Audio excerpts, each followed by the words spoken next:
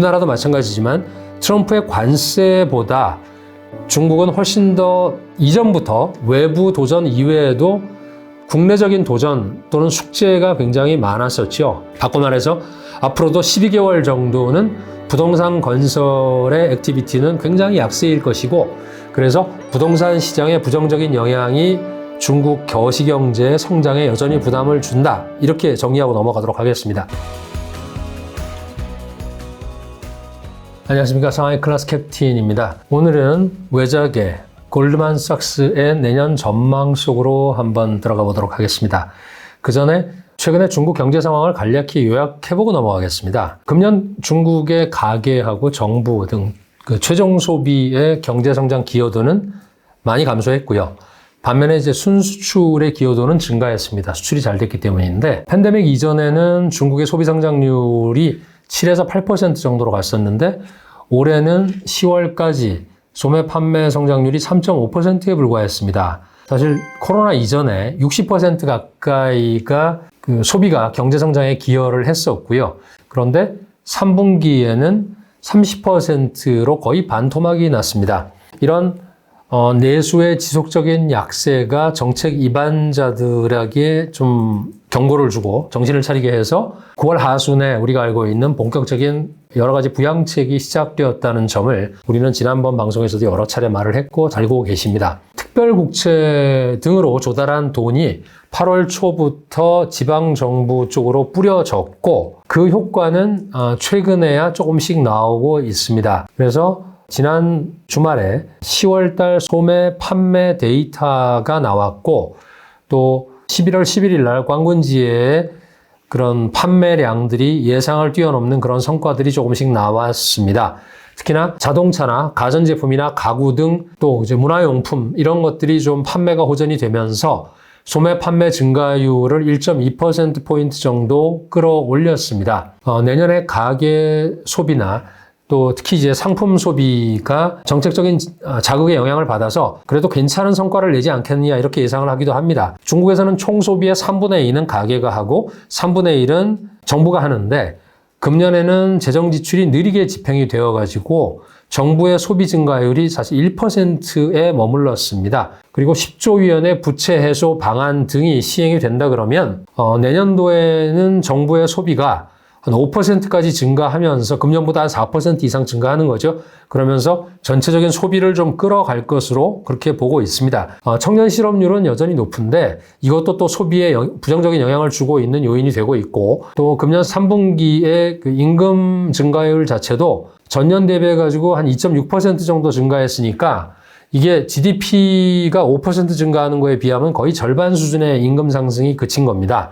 하지만 10조 위안이 나가고 그렇게 되면 지방정부 등으로 좀 부담이 많이 줄어들면서 그런 삐져나오는 돈들을 가지고 그동안 미지급했던 결제를 하고, 그리고 공무원들한테도 임금을 지급을 하고, 이렇게 되면 전체적으로 소비에 일부 긍정적인 영향을 줄 것으로 그렇게 보고 있습니다. 그렇게 되면 이 그래프에서 보시는 것과 같이 팬데믹 기간에 굉장히 많이 늘어났던 중국의 저축률, 가뜩이나 높은데 그때는 더 많이 늘어났었죠. 이런 부분들이 최근에 조금 줄어들고 있고, 향후에는 이 평균선 근처에서 움직이면서 과도한 저축이 좀 줄어들 것 같습니다. 이 정도로 금년 간단한 경제 리뷰를 마치고요. 제가 이번 주 초에 들었었던 골드만삭스의 컨퍼런스 콜을 좀 요약해 드리도록 하겠습니다. 일단 가정 자체는 내년도에 트럼프 정부가 올라오고, 그리고 중국에 때리는 관세는 20% 정도가 될 것이다라는 게 골드만삭스의 그 가정의 출발점이고 베이스 시나리오입니다. 그렇게 해서 내년도의 모든 경기 예측을 하고 있는데, 이 표 자체가 20%를 관세를 부과했을 경우에 여러 가지 요소들, 예를 들어서 FCI라고 해서 금융 인덱스라든가 또는 이런 무역 정책의 그 불확실성, 이런 지수들을 다 감안을 해서 그들이 종합적으로 그 예상한 중국의 실질 GDP 성장에 관세가 미치는 영향인데요. 이것이 어떻게 나타날지를 분기별로 나눠서 보여주고 있습니다. 내년도 2분기부터는 넷 트레이드하고, 즉 순무역하고 실질소득, 리얼 인컴 쪽에 영향이 커서 중국 GDP에 부정적인 영향을 끼치는데, 그렇게 해서 생성되는 전체적인 그 부정적인 효과 자체는 0.7% 정도, 70 베이시스 포인트 정도를 감소시킬 것으로 추정을 하고 있고, 그 결과가 2025년에 전체적으로 성장률 전망치를 원래는 4.7%에서 지금은 4.5% 정도로 하향 조정을 했습니다. 그런 영향들을 전체적으로 다 감안을 해서 한 것인데요. 이것은 이제 골드만삭스에서 중국이 통화정책과 재정정책 등으로서 관세가 주는 부정적인 충격을 상당 부분 완화한 그 다음의 결과를 이렇게 보고 있는 것입니다. 상대적으로 다른 IB들보다는 조금 더 관세 부과될 것도 좀 적게 보고 있는 것 같고 충격도 좀 적게 계산을 하고 있는 것 같습니다. 지금 우리가 가장 걱정하고 있는 우리나라도 마찬가지지만 트럼프의 관세보다 중국은 훨씬 더 이전부터 외부 도전 이외에도 국내적인 도전 또는 숙제가 굉장히 많았었죠. 이 장표 자체가 보여주는 것은 중국의 부동산의 시장의 침체가 실질 GDP의 성장에 영향을 주는 것을 표로 분기로 나타내어서 보여주고 있습니다. 이게 이제 부동산에 관련된 여러 가지 지표들이죠. 건설이라든가 또는 부동산 서비스 그리고 이제 이 상위 그죠 업스트림하고 다운스트림의 그런 부분들 그리고 소비 그리고 재정 이런 것들을 다 총괄을 해서 GDP 성장률의 하락이 어떻게 보이느냐. 그냥 직관적으로 2024년에 보시면 최저치를 찍고 있는 것을 보실 수가 있습니다. 그리고 2025년에도 거의 비슷한데 그나마 좀 중국 입장에서 다행이라고 볼 수 있는 것은 이제 한 1년만 더 버티면 그런 부동산이 주는 부정적인 영향들이 다 상쇄가 돼서 그나마 좀 성장세로 돌아서든가 적어도 이제 안정은 되지 않겠느냐. 이렇게 이제 외자기가 예측을 하고 있고 국내에서도 대략 1년 정도의 그런 재고 소화기를 예측을 하고 있습니다. 바꿔 말해서 앞으로도 12개월 정도는 부동산 건설의 액티비티는 굉장히 약세일 것이고 그래서 부동산 시장의 부정적인 영향이 중국 거시경제의 성장에 여전히 부담을 준다. 이렇게 정리하고 넘어가도록 하겠습니다. 다음은 2025년에 주요 그런 팩트들이 그리고 어떤 주제들이 종합적으로 이제 정리된 이 표인데요. 가운데 빨간색 막대 그래프는 전체적으로 그 수출이 GDP 기여에 이제 마이너스로 기여하는 그런 부분을 골드만삭스가 2.6%포인트 정도로 보고 있습니다. 이것은 이제 앞에서 말씀드린 그 부분을 다 상쇄하기 전이고요. 중국은 특히나 이제 정책이 나오는 정책으로서 대체할 수 있는 상쇄할 수 있는 것이 한 2.5%포인트 정도로 보고 있는데 이 표를 전체적으로 어떤 정책 기반자들이 본다 그러면 그들의 선택은 명확합니다. 아무것도 안 할 건지 그리고서 2.6%의 하락을 그대로 받아들일 건지 아니면 그 정도를 상쇄할 수 있는 막대한 규모의 재정 정책을 더 퍼부어서 이것을 상쇄를 할 것인지 이런 양자택일 뿐입니다. 표에서 옅은 하늘색 부분이 바로 그 정책의 효과를 나타내고 있습니다. 즉 외부의 충격과 내부의 정책 대응으로서 상쇄되는 부분이 있어야지 내년도에 실질 GDP가 4.5% 정도가 될 것이다. 이렇게 이제 결론을 내리고 있습니다.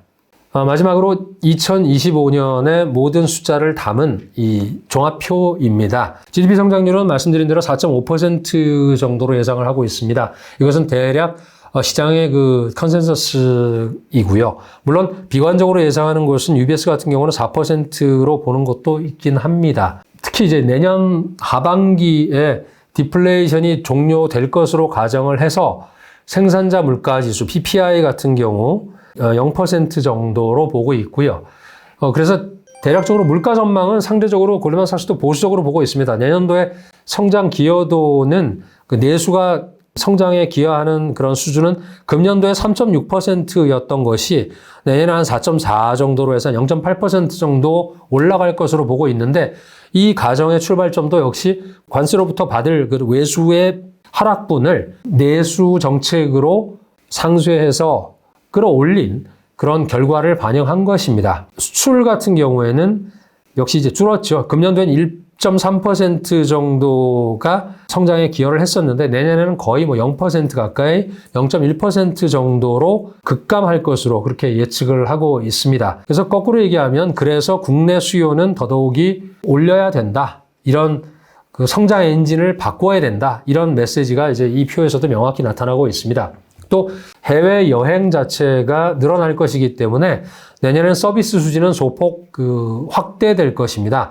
그래서 이 축소되는 상품 무역 흑자하고 또 확대되는 서비스 무역의 적자, 이것이 이제 또 서로 상쇄가 되고, 그래서 경상수지 흑자는 GDP에서 차지하는 비중이 금년에는 경상수지 부분에서 2.1% 정도였는데 내년에는 한 1.6% 정도로 하락할 것으로 그렇게 예측을 하고 있습니다.